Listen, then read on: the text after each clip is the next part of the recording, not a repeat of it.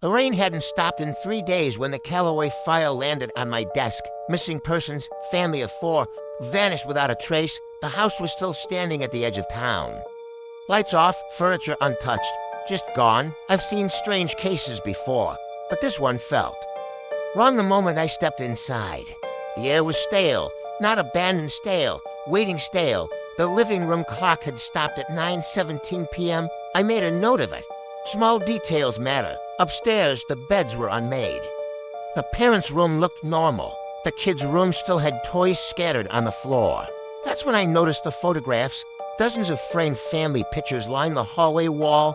Birthdays, vacations, school portraits, happy, normal. But something pulled at me. I stepped closer.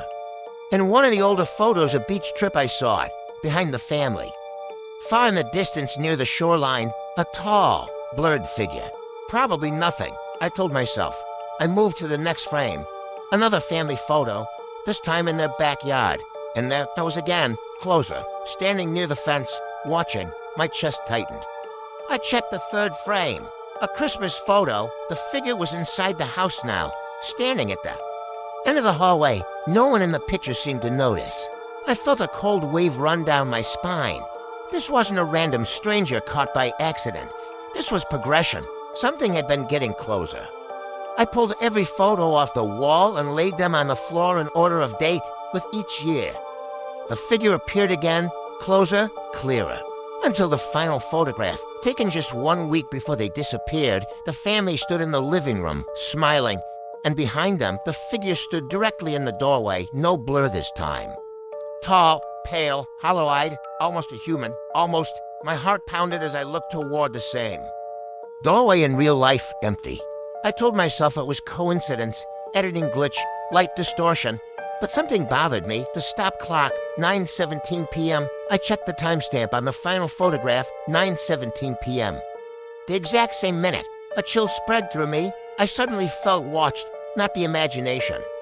Kind of the real kind. I slowly turned toward the hallway mirror behind me, and my blood ran cold, because in the reflection, I wasn't alone. Behind me, at the far end of the hallway, stood the same tall figure. Perfectly still, I spun around, nothing. The hallway was empty when I looked back at the mirror. It was closer, right behind me now. I could see its face clearly, skin stretched to tight, eyes to dark, a mouth that didn't move.